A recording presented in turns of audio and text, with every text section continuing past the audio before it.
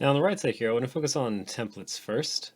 We have the usual kind of karma redundancy with the controls where if you hit this little arrow here, we can open up the bank. We can also open up the bank by scrolling to the bottom of the KDF file list, and I could double click the bank to make this open up. I can choose a different bank via this drop down menu, or I can use these up and down arrows. So what the banks are is a collection of patterns that the GE references.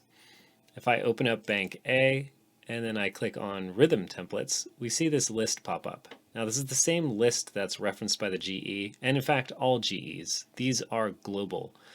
But you can also save a customized pattern per GE in the first slot. The first slot is always as stored, but then the rest are referenced globally.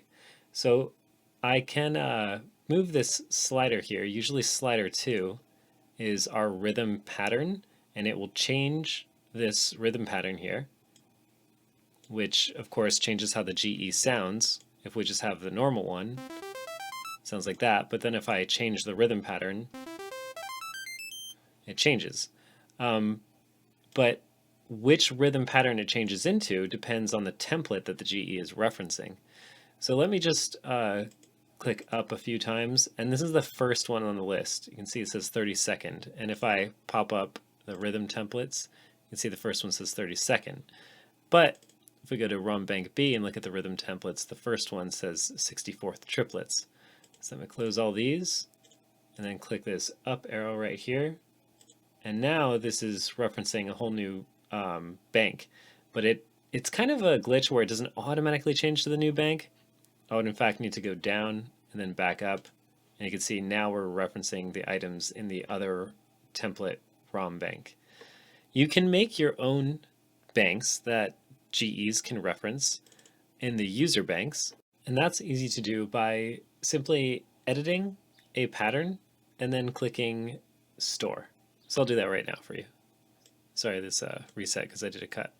So let me go to user bank A, and I now have a blank slate or a blank template from what for which I can store my own patterns. I'm going to click on the first one. Actually, let me cancel that since this control is being controlled by slider 1. And you know what we can do to make that annoying message not pop up? We can simply go to our RT parameters, and these are how you make assignments to these sliders. We'll get to that way later in the series when we get down to that tab. But I'm just going to clear all 32 parameters, and that allows me to simply click very easily to wherever I want to be. I want to reference user bank A, so now when I click this list, it's a bunch of blank ones.